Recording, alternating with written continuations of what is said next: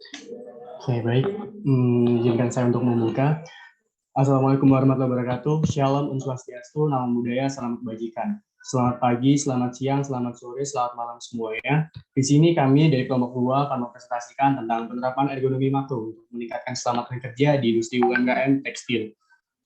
Sebelumnya, sebelum kita memulai, saya ucapkan terima kasih kepada seluruh anggota kelompok 2 dalam menyediakan PowerPoint pada malam hari ini, dan saya ucapkan kepada teman-teman yang sudah hadir pada malam hari ini, saya ucapkan terima kasih juga kepada Profesor Dr. Insinyur Romaritus Soliha selaku dosen pengampu mata kuliah ekonomi makro.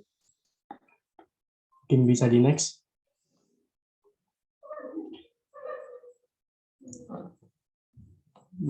Sebelumnya, perkenalkan saya terlebih dahulu. Saya Edi Bagus Susanto, selaku dari anggota kelompok 2, dan di sini saya sebagai moderator dalam presentasi pada malam hari ini. Mungkin selanjutnya akan dilanjutkan untuk perkenalan anggota terlebih dahulu dan akan dijelaskan materinya oleh anggota kelompok 2. Untuk anggota kelompok 2 dipersilakan.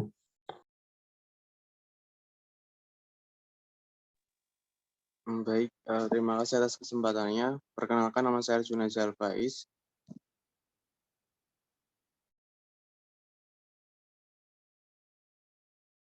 Perkenalkan, nama saya Fatur Rahmansyah. Perkenalkan semuanya, nama saya Reza Setia Pratama.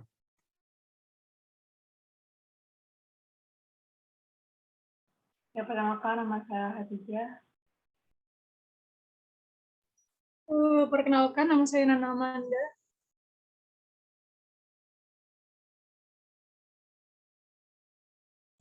Perkenalkan, nama saya Zadia Yumna Kartikosari. Perkenalkan semuanya, nama saya Anda Fnisya Sakti. Baik, perkenalkan nama saya Rizky Ariftia Putra.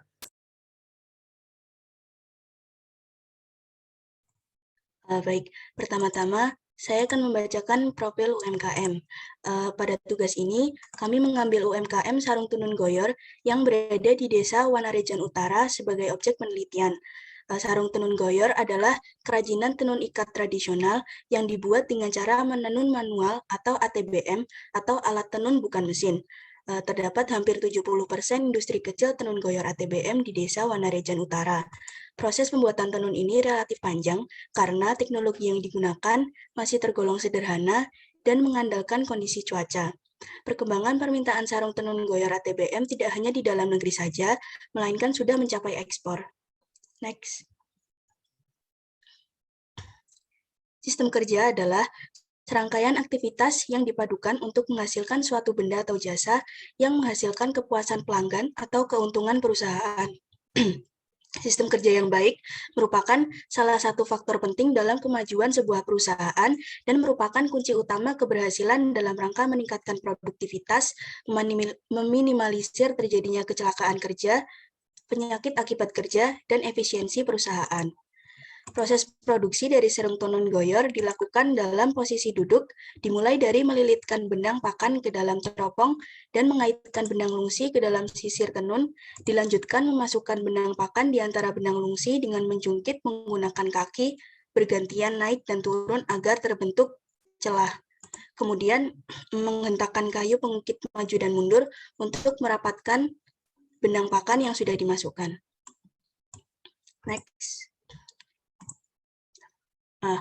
Untuk latar belakang dari makalah ini, yang pertama-tama, Indonesia adalah salah satu negara berkembang dengan pertumbuhan ekonomi yang terus meningkat setiap tahunnya.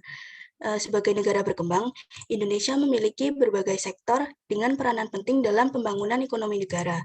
Keterlibatan seluruh lapisan masyarakat diperlukan dalam pelaksanaan pembangunan ekonomi. Salah satu peran masyarakat dalam pembangunan ekonomi adalah usaha mikro kecil dan menengah atau UMKM. Peran UMKM dalam perekonomian Indonesia dapat dilihat dari kedudukannya sebagai pemain utama dalam kegiatan ekonomi di berbagai sektor. Seperti penyedia lapangan kerja yang terbesar, pemain penting dalam pengembangan kegiatan ekonomi lokal dan pemberdayaan masyarakat, pencipta pasar baru dan sumber inovasi, serta sumbangan dalam menjaga neraca pembayaran melalui kegiatan ekspor. Salah satu UMKM yang sudah masuk ke pasar global adalah kain tenun goyor ATBM di Desa Wanarejan Utara. Sarung tenun goyor diproduksi secara tradisional tanpa menggunakan mesin sehingga membutuhkan waktu yang lama. Terdapat 7 proses utama dalam membuat satu lembar sarung goyor, yaitu pemilihan jenis benang, penjemuran benang, pemilihan benang untuk menjadi dasar dan motif, pengaitan benang untuk membentuk motif yang diinginkan, pewarnaan, penjemuran, dan penununan benang. Banyak dari aktivitas kerja pembuatan kain tenun goyor dari penenun sarung tradisional ATBM berada dalam postur janggal pada posisi duduk dan terdapat gerakan pengulangan dengan frekuensi tinggi dalam waktu yang lama, sehingga membutuhkan banyak kekuatan otot yang berisiko untuk mengalami keluhan MSDS. Maka dari itu, pemilik UMKM diharapkan menghimbau penenun untuk bekerja sesuai dengan standar jam kerja maksimal dan lebih peduli terhadap bahaya ekonomi yang ada di lingkungan kerjanya. Selanjutnya adalah tujuan dan manfaat dari perancangan. Yang pertama, mempelajari studi yang berkaitan dengan keselamatan kerja pada UMKM kain tenun. Yang kedua, mempelajari implementasi keselamatan kerja pada UMKM kain tenun. Dan yang ketiga, memberikan rekomendasi perbaikan terhadap keselamatan kerja pada UMKM kain tenun. Kemudian batasan asumsinya adalah yang pertama, alat yang digunakan masih tradisional, semua posisi pekerja sama, dan waktu tiap pekerja sama. Oke, di sini saya akan menjelaskan tentang usaha mikro, kecil, dan menengah. Mungkin usaha mikro, kecil, dan menengah atau sering disebut dengan UMKM itu merupakan suatu hal yang sangat penting bagi perkembangan ekonomi yang ada di Indonesia. Untuk meraih tujuan tersebut, yang diperlukan adalah dukungan dari pemerintah dan dari stakeholder dari pemerintah seperti perbankan dan lembaga keuangan yang ada di Indonesia. Next.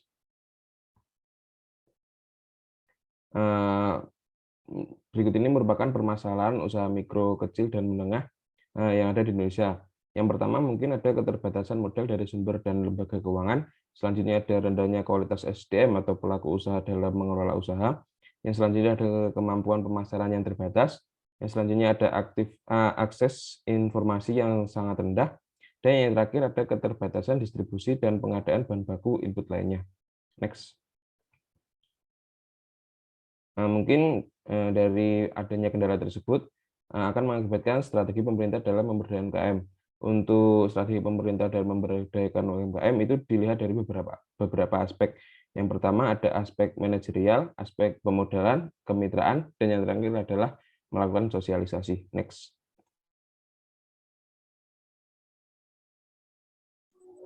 Baik, selanjutnya saya akan menjelaskan tentang UMKM produk tekstil.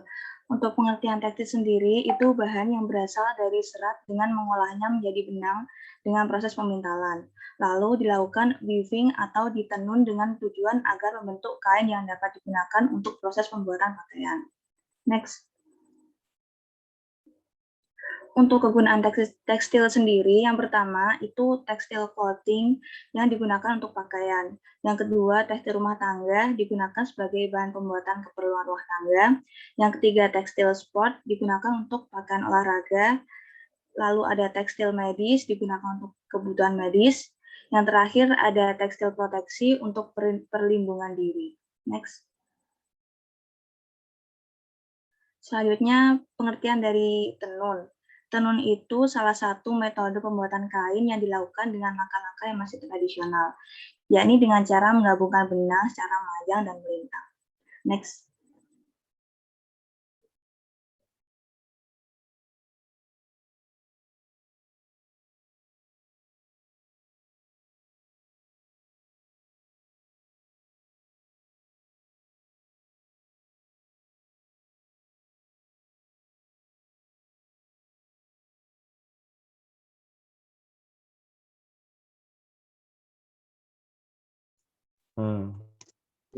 Saya akan melanjutkan untuk definisi ergonomi sendiri.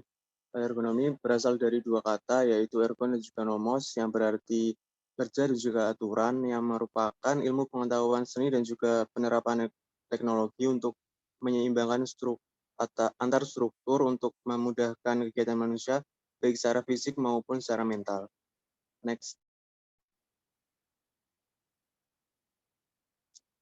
Lalu kemudian untuk tujuan ergonomi sendiri yaitu mempelajari batas-batas interaksi fisik dan juga psikologis tubuh manusia dengan lingkungan kerja untuk meminimalisasi faktor kelelahan.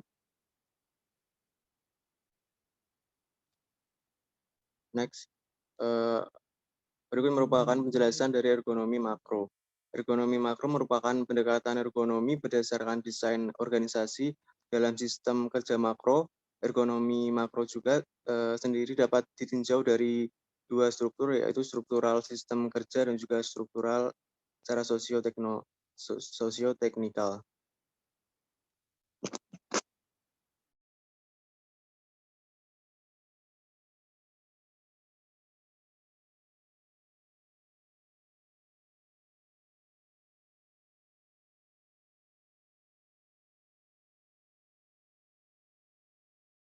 Mungkin bisa dilanjut. Oh, baik, untuk selanjutnya, di sini ada Undang-Undang Nomor 1 mengenai keselamatan kerja. Pada bab 3, pasal 3, syarat-syarat keselamatan kerja. Jadi untuk poin yang pertama yaitu yang A, mencegah dan mengurangi kecelakaan. Kemudian yang B, mencegah, mengurangi, dan memadamkan kebakaran. Yang C, mencegah dan mengurangi bahaya peledakan. D, memberi kesempatan atau jalan menyelamatkan diri pada waktu kebakaran atau kejadian-kejadian lain yang berbahaya. E, memberi pertolongan pada kecelakaan. F, memberi alat-alat perlindungan diri pada para pekerja. Yang ke G, mencegah dan mengendalikan timbul atau menyebar luasnya suhu, kelembaban, debu, kotoran, asap, uap, gas, hembusan angin, cuaca, sinar atau radiasi, suara dan getaran. Kemudian yang ke H, mencegah dan mengendalikan timbulnya penyakit akibat kerja baik fisik maupun mental, keracunan, infeksi, dan penularan. Yang ke I, memperoleh penerangan yang cukup dan sesuai. Kemudian yang selanjutnya, menyelenggarakan suhu dan lembah udara yang baik, menyelenggarakan penyegaran udara yang cukup, kemudian memelihara kebersihan, kesehatan, dan ketertiban. Selanjutnya, memperoleh keserasian antara tenaga kerja, alat kerja, lingkungan, cara, dan proses kerjanya. Kemudian yang selanjutnya, mengamankan dan memperlancar pengangkutan orang, binatang, tanaman, atau barang. Kemudian mengamankan dan memelihara segala jenis bangunan. Selanjutnya ada mengamankan dan memperlancar pekerjaan bongkar muat, pelakuan, dan penyimpanan barang. Kemudian ada mencegah terkena aliran listrik yang berbahaya, dan yang terakhir adalah menyesuaikan dan menyempurnakan pengamanan pada pekerjaan yang bahaya, kecelakaannya menjadi bertambah tinggi. Kemudian selanjutnya berdasarkan Undang-Undang juga Nomor 1 Tahun 1970 mengenai keselamatan kerja, di sini penanganan keselamatan kerja mendapat pembaruan dan perluasannya adalah mengenai yang pertama, perluasan ruang lingkup, yang kedua, perubahan pengawasan represif menjadi preventif, yang ketiga, perumusan teknis yang lebih tegas, yang keempat, penyesuaian tata usaha sebagaimana diperlukan bagi pelaksanaan pengawasan, dan yang kelima, tambahan pengaturan pembinaan keselamatan kerja bagi manajemen dan tenaga kerja. Keenam, tambahan pengaturan mendirikan panitia pembina keselamatan kerja dan kesehatan kerja, dan yang terakhir, atau yang ketujuh adalah tambahan pengaturan pemungutan retribusi tahunan. Mungkin selanjutnya dapat dilanjutkan oleh teman saya. Selanjutnya ada K3 dalam PKN Kaintenun. Untuk pemotongan di sini dari yang OWAS melakukan, yaitu pekerja berada dalam kondisi normal dan tidak perlu adanya sebuah perbaikan. Next.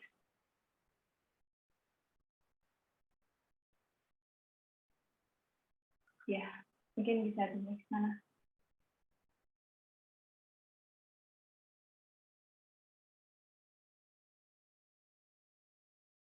Nah, untuk pada proses penjahitan di sini pas bekerja dalam metode low back analysis ini pekerjanya relatif tidak mengakibatkan cedera, dan untuk analisis OWAS-nya sini kemungkinan terbentuk untuk mengalami cedera pada punggung, misalnya gangguan pada sistem muskuloskeletal.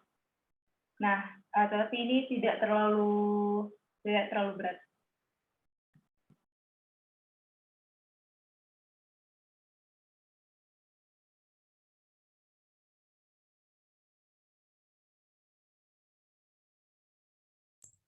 Baik, selanjutnya adalah divisi kancing, di mana divisi kancing ini merupakan suatu proses pemberian kancing kain tenun agar bisa digunakan sebagai pakaian. Dari analisis OWAS ditemukan bahwa terdapat stasiun kerja yang menyebabkan risiko cedera. dengan nilai 3. Dari hasil tersebut disimpulkan bahwa diperlukan adanya perbaikan sesegera mungkin dikarenakan dapat mengakibatkan cedera pada pekerja. Nah, dari analisis di atas tersebut dapat disimpulkan bahwa terdapat stasiun kerja yang perlu adanya perbaikan. Hal ini untuk meminimalisir adanya kecelakaan kerja pada pekerja. Next.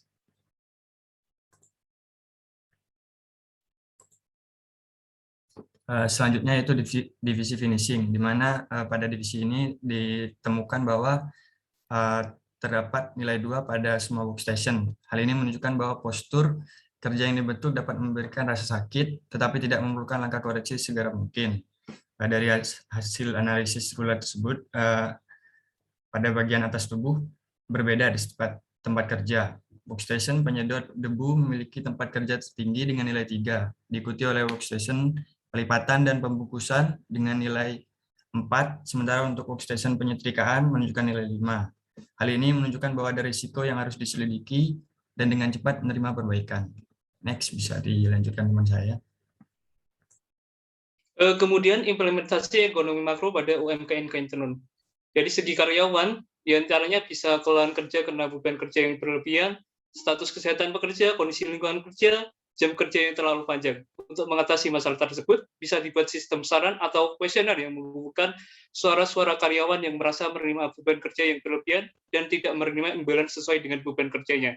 Kemudian dari segi manajemen, juga perlu dilakukan analisis di antaranya sistem pengawasan kerja yang rendah, sistem pengelolaan gaji yang tidak tepat, manajemen sumber daya yang kurang, dan sistem perawatan alat atau mesin yang tidak tertata.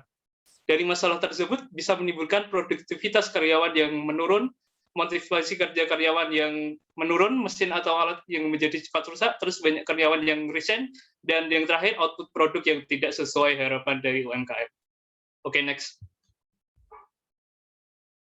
Nah, untuk rekomendasi perbaikan terhadap kesehatan dan keselamatan kerja pada UMKM kain tenun, dari masalah cedera muskuloskeletal bisa dilakukan redesain stasiun kerja atau dan redesain lingkungan kerja. Kemudian pada stasiun kerja RIS serta stasiun kerja pencabutan benang, penyetrikaan, dan pelipatan dan pembungkusan. Kemudian ketiga, dalam UMKM kain tenun yang tidak benar juga dapat mengakibatkan risiko dalam sisi penurunan motivasi kerja, penurunan produktivitas kerja, peningkatan stres karyawan, kecelakaan kerja, peningkatan cedera muskuloskeletal, dan lain-lain. Dan rekomendasi yang bisa kami berikan untuk mengatasi masalah tersebut adalah melakukan tindakan preventif melalui pendekatan yang inovatif, melalui tindakan rehabilitatif, dan memberi jaminan masa tua. Oke, next. Bisa dilanjutkan teman saya. Baik, untuk selanjutnya di sini ada kesimpulan. Jadi kesimpulan yang bisa ditarik untuk yang nomor pertama yaitu adalah pada pengerjaan penurunan kain dengan proses mulai dari pemotongan, penjahitan, kancing, dan finishing, digunakan pendekatan studi ergonomi dengan menilai postur kerja menggunakan rula dan beberapa metode yang berkaitan. Dengan output yang dihasilkannya yaitu saran dan rekomendasi perbaikan postur pekerja agar lebih aman, nyaman, efektif, dan meningkatkan produktivitas. Kemudian yang kedua, di sini implementasi ergonomi makro untuk meningkatkan keselamatan kerja pada UMKM kain tenun ialah dengan menganalisis dan perbaikan manajemen tingkat bawah hingga manajemen tingkat atas, yakni dari mulai beban kerja, kesehatan pekerja, kondisi lingkungan kerja, dan jam kerja. Selain itu, adanya analisis tingkat manajemen menengah, yaitu terkait sistem pengawasan kerja, manajemen sumber daya, dan sistem perawatan alat.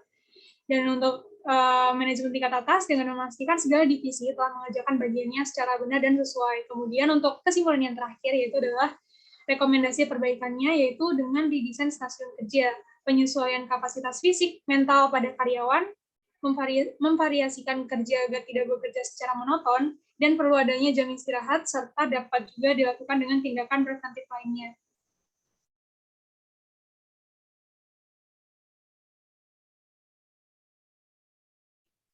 Ya, mungkin untuk saran yang bisa dapat diambil adalah dapat menambahkan sampel beberapa pekerja untuk dianalisis proses kerjanya yang lebih spesifik dan mendalam, sehingga bukan hanya gambaran secara umum saja.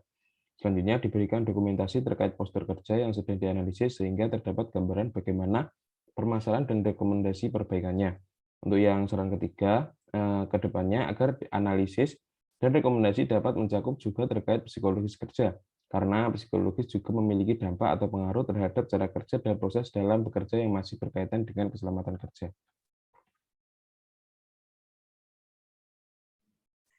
Baik, sepertinya sudah cukup presentasi dari kelompok 2. Saya ucapkan terima kasih kepada kelompok 2 setelah mengeluarkan materi.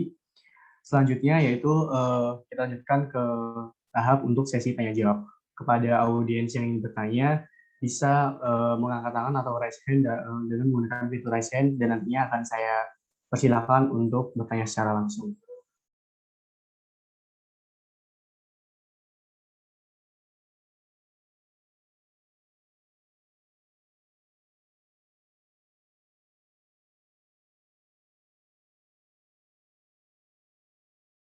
Baik, untuk Fajrina Farida dipersilakan untuk bertanya.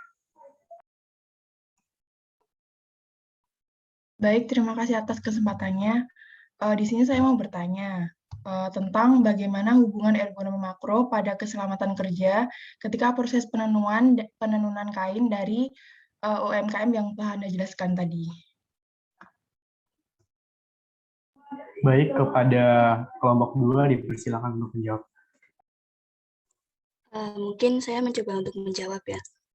Menurut kami, tujuan yang ingin dicapai oleh ergonomi makro adalah untuk mengoptimalkan rancangan sistem kerja, kemudian membawa karakteristik hasil rancangan tersebut ke level yang lebih bawah, sehingga tercipta sistem kerja yang harmonis. Jadi, hubungan ekonomi makro pada keselamatan kerja ketika proses penenunan kain ini mungkin bisa berupa perbaikan dalam sistem kerjanya. Jadi, mencakup redesign stasiun kerja, penyesuaian kapasitas fisik, mental pada karyawan, dan mungkin memvariasikan kerja agar tidak bekerja secara monoton. Mungkin sudah menjawab atau belum? Untuk Fajrina, apakah sudah menjawab? Baik, terima kasih sudah menjawab pertanyaannya. Baik, untuk saat ini tersisa satu pertanyaan lagi kepada audiens yang ingin bertanya, dipersilakan untuk raise hand.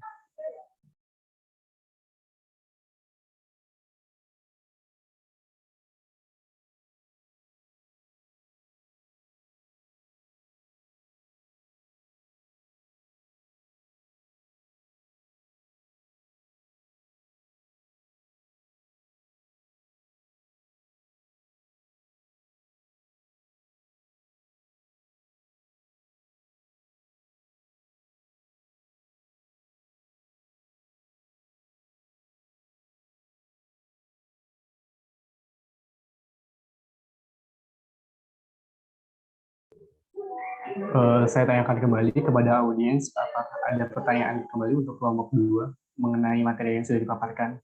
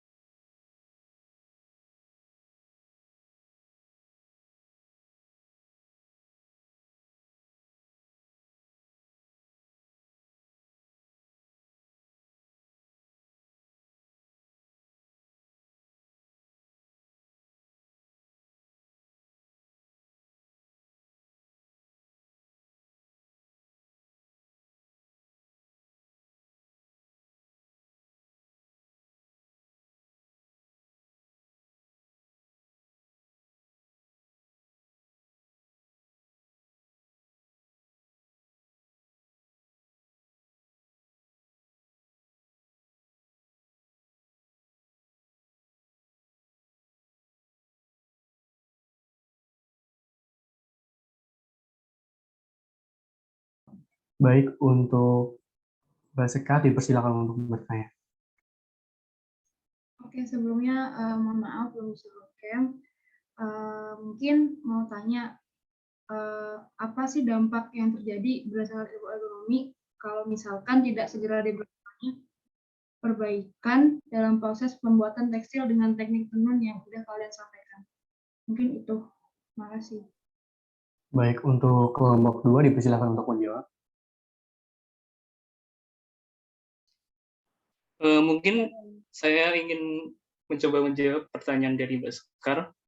Jadi dampak dari dari menurut ilmu ergonomi di UMKM Tenun kita itu kan kami mengambil data berdasarkan 3 penilaian. Jadi penilaian dari OWAS, LBA sama RULA. Jadi kalau tadi ada beberapa divisi yang nilai RULA-nya tinggi sekitar 6 atau 7, kemudian ada divisi lagi yang memiliki nilai OWAS yang tinggi sekitar 3 atau 4. Kemudian juga ada untuk nilai FBA mungkin di data kami tidak ada yang melebihi dari 3.400 Newton. Jadi untuk LBA yaitu low back analysis aman di mungkin tidak ada dampak di kain tenun ini. Nah untuk RULA mungkin dampaknya bisa ke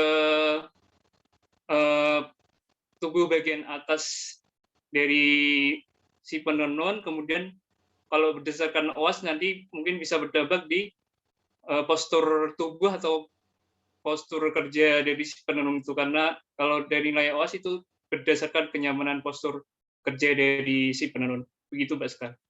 Apakah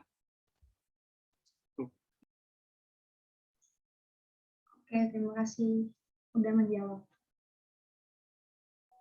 Baik, karena sesi tanya jawab pada panel ini sudah selesai, izinkan saya untuk menutup presentasi pada malam hari ini. Saya ucapkan terima kasih pada kelompok 2 yang sudah mempresentasikan dan memaparkan materi, dan saya ucapkan terima kasih pada audiens yang sudah bergabung pada presentasi malam hari ini. Saya ucapkan selamat pagi, selamat siang, selamat sore, selamat malam, dan wassalamualaikum warahmatullahi wabarakatuh. Waalaikumsalam warahmatullahi wabarakatuh. Waalaikumsalam.